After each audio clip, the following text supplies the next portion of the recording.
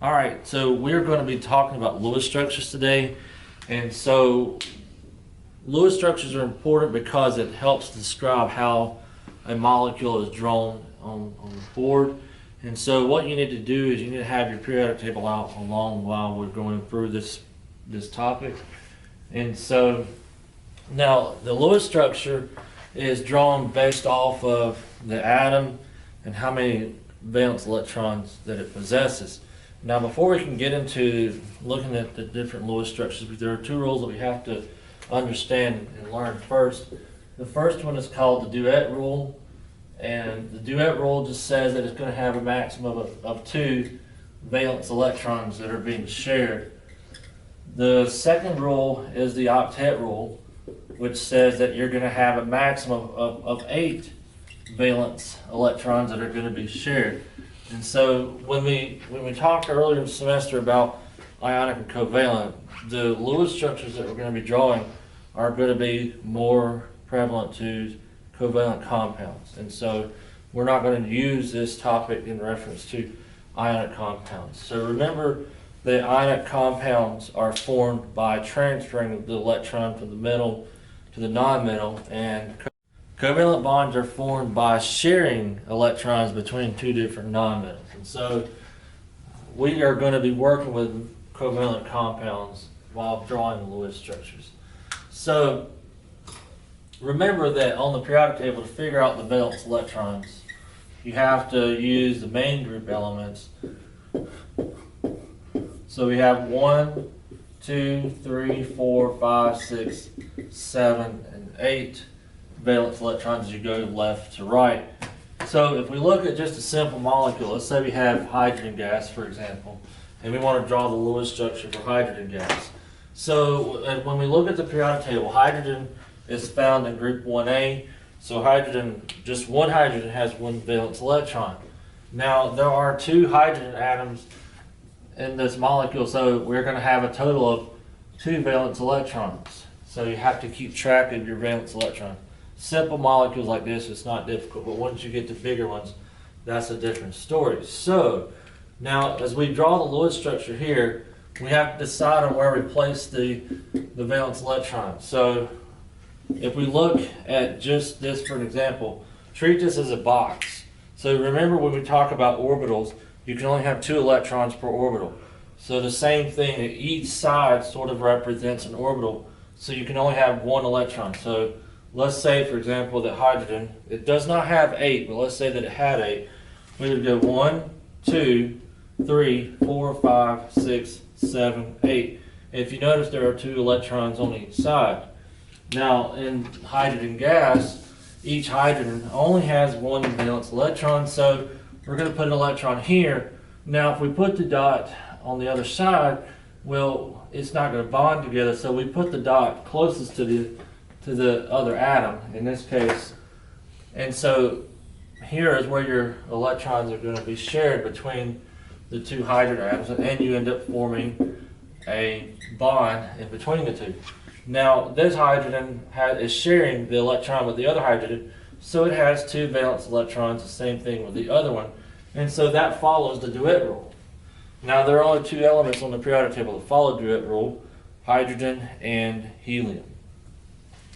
Now if we look at HCl, so HCl, hydrogen, is in group 1A. So group 1A has 1 valence electron. And then Cl is found in group 7A. And group 7A has 7. So there's a total of 8 valence electrons here. And so the max valence electrons that you want to have when you finish drawing this structure are 8 valence electrons. So now hydrogen has 1, so we're going to go ahead and draw its dot here. And then Cl has 1, 2, 3, 4, 5, 6, and I'm going to draw this other one here, 7. So remember that the elements they either have to follow the duet rule or they have to follow the octet rule. If you look at the hydrogen, it's going to follow the duet rule. If you look at the chlorine, well, it's going to follow the octet rule. And so in order for chlorine to have 8 valence electrons, it's going to share that electron with the hydrogen. So now what we see here is that we have 2 valence electrons for the hydrogen, and we have 8 for that of chlorine. 2, 4, 6, 8. And so the add of these two, well, the total max that you're going to have is 2, 4, 6, 8 for the total molecules, for the valence electrons. So if we look at another molecule, so let's say we have CO2. Now, if you've noticed that in these 2 examples I've done already, both of them have single bonds. So when we talk about the types of bonds, the molecules can have single,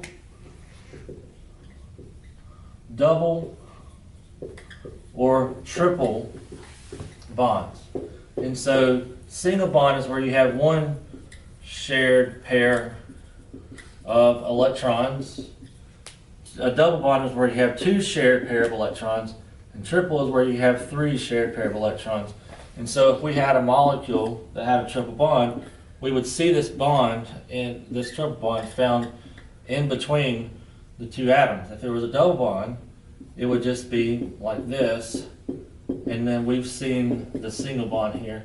So just because a molecule has 4 bonds around it like this does not mean it has, there's no such thing as a tetrabond, but if, in this case, these are all single bonds. Now if you have a bond where it's like this, well, this is 2 single bonds, and this is 1 double bond.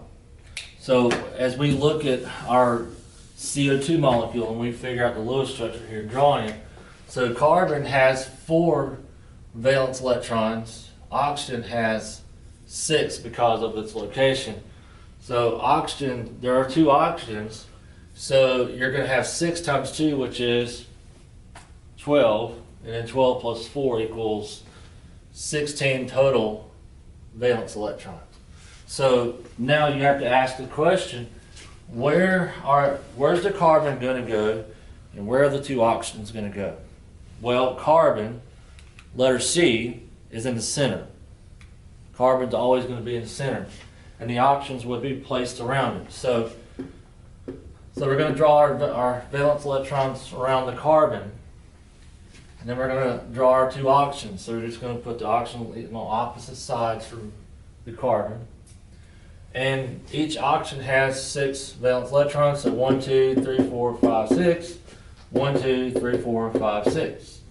Now remember that each of those elements have to form an octet, and so they all have to have 8 valence electrons on the end. Now carbon, being in the middle, has only 4 valence electrons, so it needs 4 bonds or 4 more electrons to make that 8. And if you look at each oxygen, they have 6. Well, they only need 2. So if you look at this oxygen here, you'll see that you can form a covalent bond here, and you can form a covalent bond there. Now there's nothing else that needs to be done because the octet has been met here. Now the carbon still needs 2 more, so does this oxygen here. So you're going to form a double bond here. And so the way we would draw this would be, as I just said, a double bond in between the carbon and the oxygens. So now, making sure we have the right number of valence electrons and that everything has an octet. If you look at this carbon here, it's 2, 4, 6, 8. So that's good. 2, 4, 6, 8 for this oxygen. 2, 4, 6, 8 for this oxygen. So all elements have the octet. Now let's make sure we have 16, 2, 4, 6, 8, 10, 12, 14, 16. Each of those bonds has 2 valence electrons, so we have 16 total. Always make sure you check to make that you have the right number of valence electrons.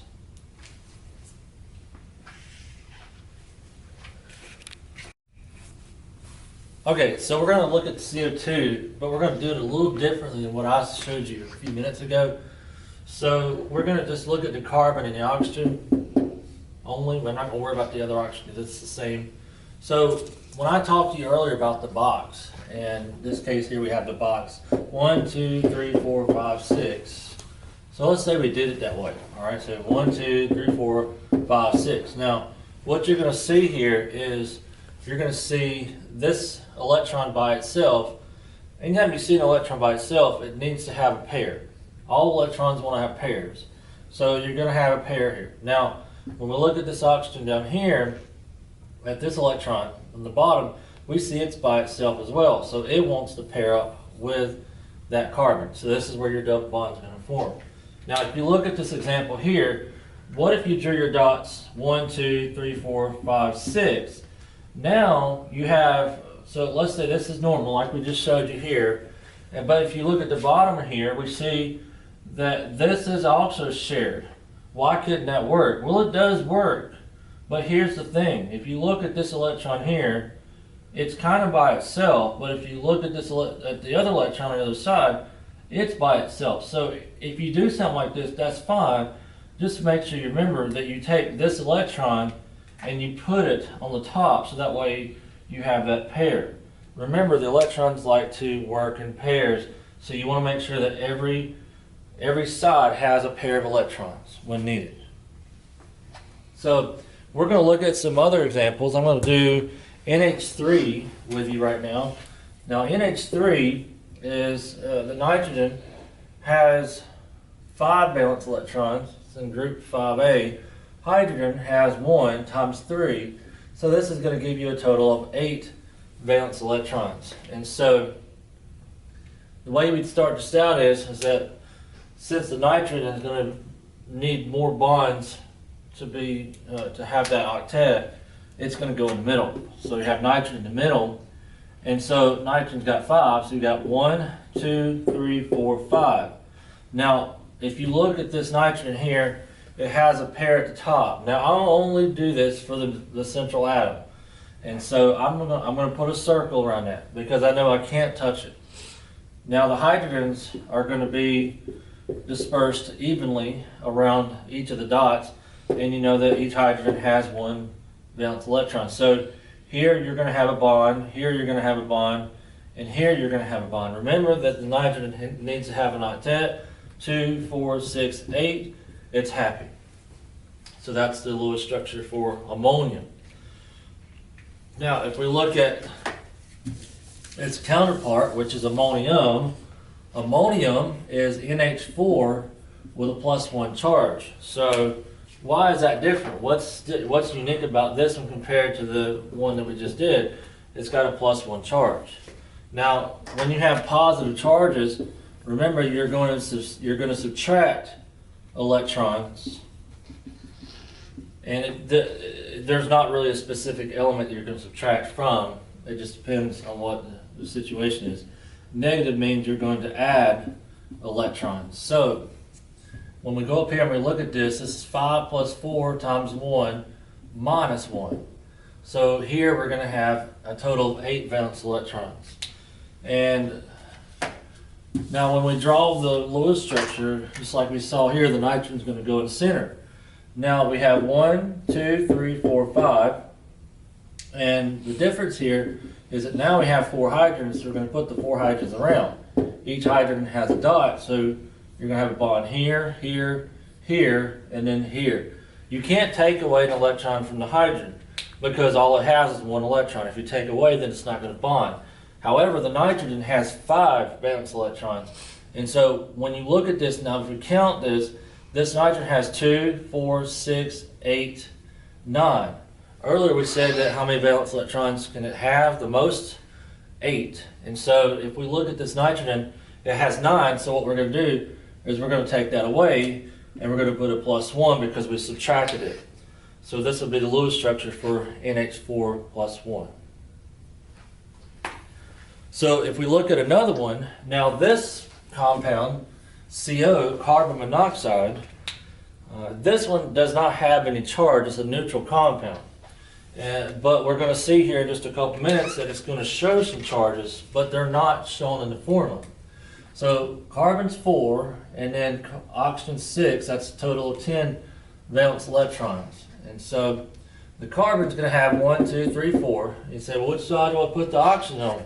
It doesn't matter. Just put the oxygen here. Right? Okay. So we got 1, 2, 3, 4, 5, 6. Now, just like before, we're going to go ahead and take care of the oxygen's octet.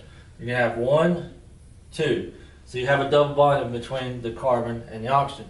Now, the oxygen's got 2, 4, 6, 8, so it's happy with the octet. Now, look at the carbon. 2, 4, 5, 6. So we don't have enough for carbon to make it have an octet. Now, what we're going to have to do is we're going to have to do some sharing with the oxygen. So we're going to take this electron here and we're going to bond it with that electron on the oxygen. Now, what does that do? That gives me 7. At the same time, now what that's done is it's given me 9 on the oxygen. So we have this one electron that's an oddball by itself up here. Remember, oxygen can only have 8. So what we're going to do is we're going to take this electron and we're going to move it over to this side here. In fact, let me different color here. So we're going to move it to that side. Now, when you take this electron and you move it to the other side, what that does now is it gives the carbon 8 and it gives the oxygens, it reduces it back to 8.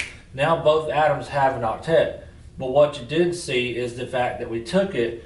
Now we've added an electron on the carbon. So let me write this down here. So we got 3 bonds to the carbon and the oxygen. And we have these 2 lone pairs on both sides for the oxygen and the carbon.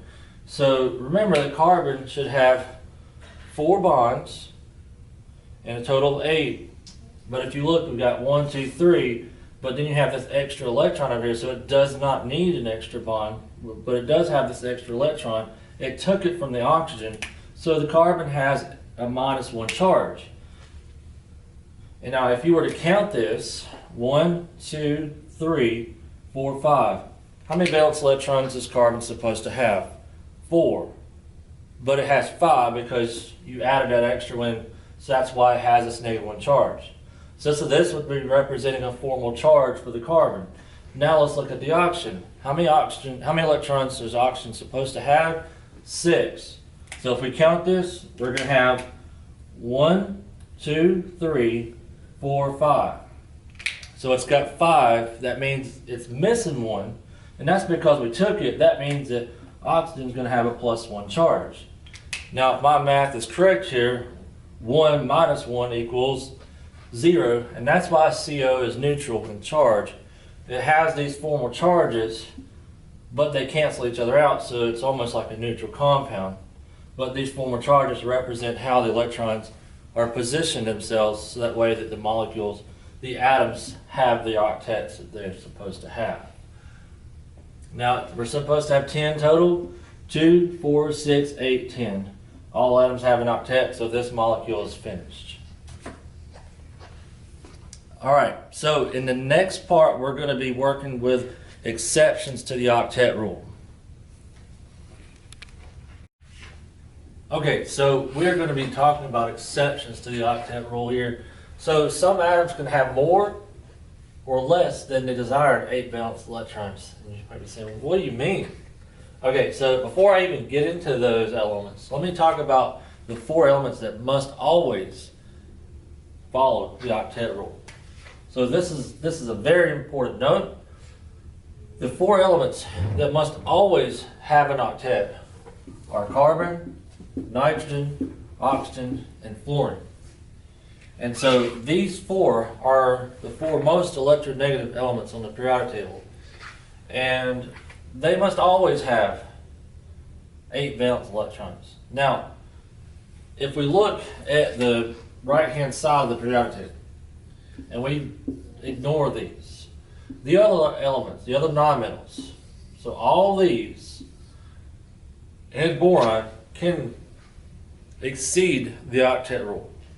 And so we're going to look at boron for our first example here. And boron, we're going to look at a molecule, BF3. So boron has 3 valence electrons. Remember, the electrons work in pairs. So 3 times 2 equals how much? 6. So boron will never have an octet. The most it's ever going to have is 6 because it starts out with 3. Now fluorine has 7, 7 times 3 is 24. 21. 21 plus 3 equals 24 valence electrons.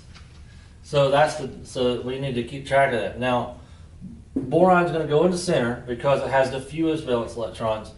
All right, and plus fluorine only needs 1 valence electron. It has 7.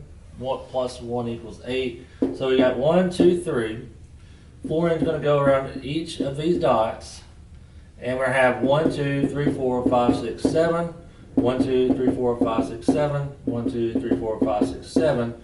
So you're going to have a bond here, here, and here. Now, if we talked about earlier, we said boron is going to have 6, 2, 4, 6. So boron's happy with that.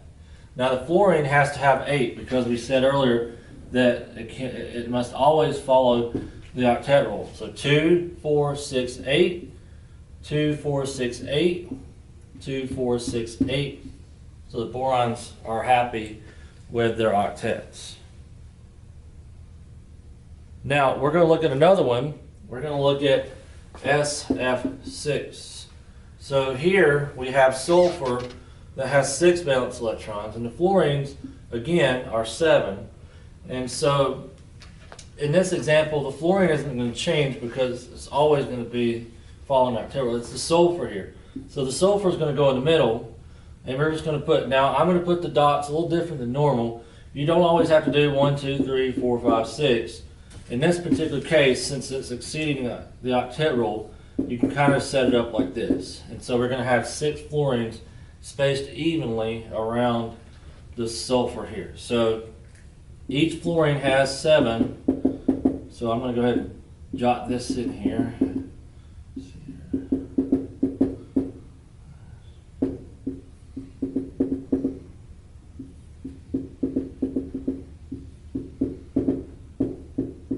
Alright, so if you notice, we're going to be drawing a bond here, here, here, and so you're going to have 6 bonds around the sulfur. Now, if we count the number of electrons around the sulfur, you have 2, 4, 6, 8, 10, 12. That's exceeding the octet rule, but that's okay because sulfur can exceed the octet rule. In fact, it can have 8, 10, or 12 valence electrons. So that's another example of exceeding the octet rule. Now, let's look at one other one here that's not going to exceed the octet rule. Let's look at BeCl2. All right, beryllium is found on the left side. Now, in fact, it's a metal, but beryllium sometimes acts as a covalent compound, or it can be a covalent bond in this case here. So beryllium has 2 valence electrons, and Cl has 7 times 2. So you can get a total of 16 valence electrons here. So the beryllium is going to go in the center here, and you're going to have your dots on both sides. You have 2 Cls. Both Cls have 7 valence electrons, so 7 dots, and then so you're going to draw your 2 bonds to the beryllium. So the beryllium actually has 4 valence electrons. It's the max that it can possess. So what happens if we have a charged substance like a polyatomic ion? So let's look at sulfate, for example. All right, sulfate, its formula is SO4 2-. Now remember earlier we talked about the charges being positive, negative. In this case, it's a -2, so that means we're going to be adding 2 valence electrons. So sulfur's got 6, and then you have the oxygen, which is 6 times 4 plus the 2. And so I'm going to underline that one because that's important. We want to make sure we remember that we have to add 2. So the sulfur is going to go in the center here. There's 4 oxygens. You're going to put an oxygen on each side. And so now, this is a little different than what we looked at earlier with SF6.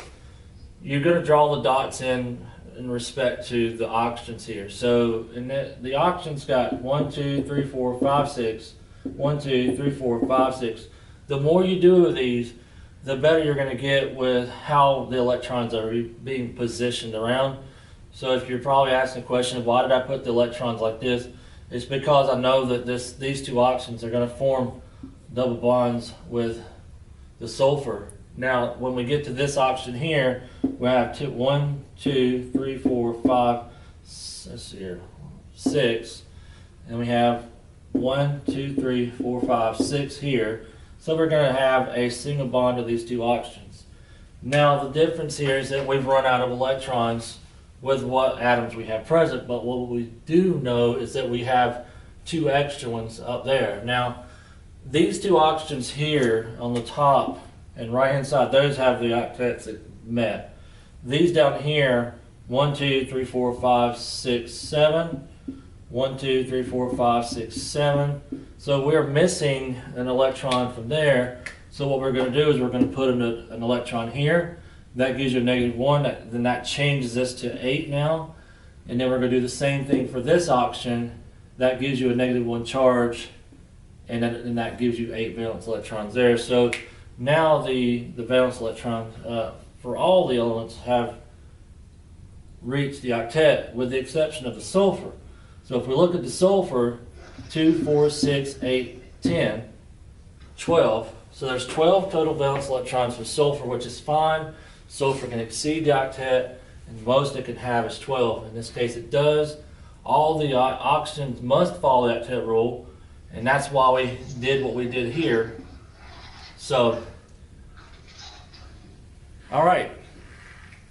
We're going to do a couple more examples. Okay, so we're going to do 2 more examples that with the exceptions to the octet rule. The first one is going to be IF5. So IF5. So now this one has iodine, which has 7 valence electrons plus 7 times 5. So there's a lot of electrons we're going to have to keep track of here. And so we're going to want to make sure that we definitely make sure we count in the end to make sure we have all the electrons that are supposed to.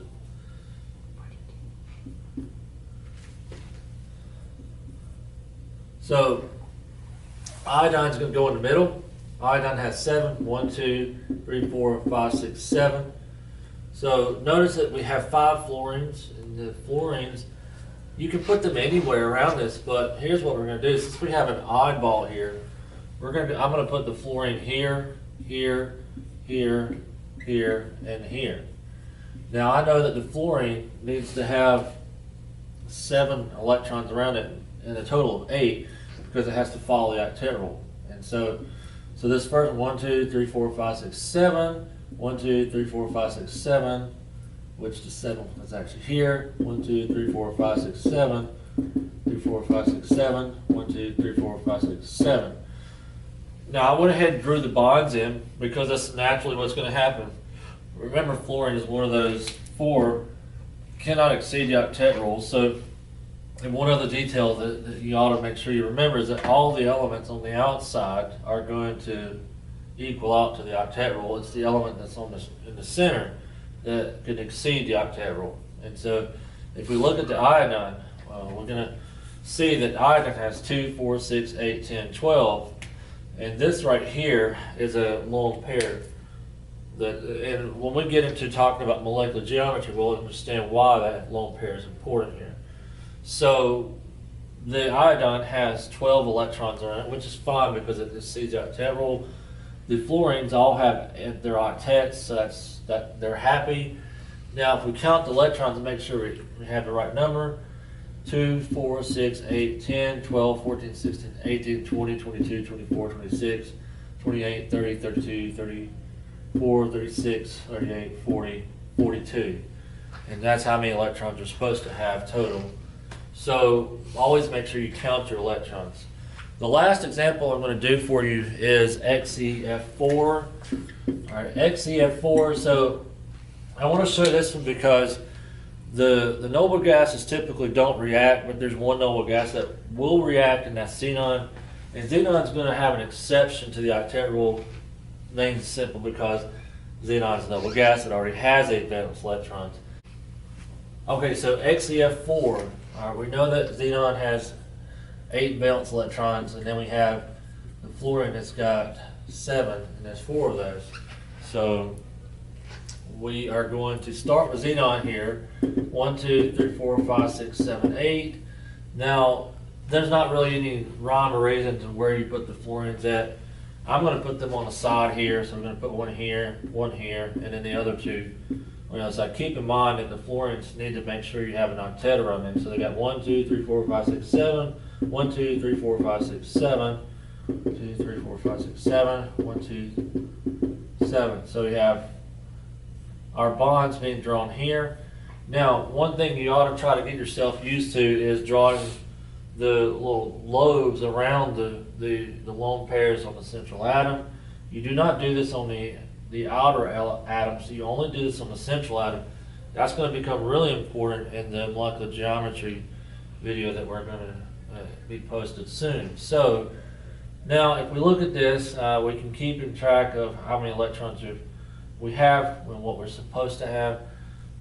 So this compound should have a total of 36 valence electrons. So again, you would go around and count all the atoms, including the ones that are in the bonds. So 2, 4, 6, 8, 10, 12, 14, 16, 18, 20, 22, 24, 26, 28, 30, 32, 34, 36. That's how many we're supposed to have. Now, what if you did count it and you didn't count the right number? Well, then you need to go back and make sure you figure out where you either put too many or took them away. Always make sure that you equal out the total number that you're supposed to have, especially when you get into these bigger compounds. Now, there's one more thing we're going to talk about, and that is how we draw carbon chains and dealing with the octets. So if we look at C2H6, for example, here, all right, carbons oftentimes form chains, and they're always going to be in the center. So we put our carbons beside each other, and what we see here, the carbons are still going to have their 4 valence electrons, and the carbons are going to bond themselves. We're dealing with simple alkanes here for right now. So there are 6 hydrogens. So we're going to put a hydrogen in each one of these dots, and we're going to split the difference. We're going to put 3 hydrogens on each carbon. So we're going to put a hydrogen here, here, here, here, here, and then here. So this would be the lowest structure for this. Now, when we start determining molecular geometry, that gets a little bit more involved. And so I'm going to save that for the future, but for right now, we just want to make sure we understand how we go about drawing these compounds that have multiple centers in them. So another example would be H2O2. I'm not going to do this one for you, but I want you to do this on your own. I want you to make sure you understand that, yes, you're dealing with 2 oxygens and 2 hydrogens. The oxygens are going to act as the centers, and your hydrogen will be split up proportionally. But it's how you draw those lone pairs and making sure that you have an octet on both oxygens, and then each hydrogen is following the duet rule. All right, so in the next video, we will be discussing Vesper theory and molecular geometry. Thanks.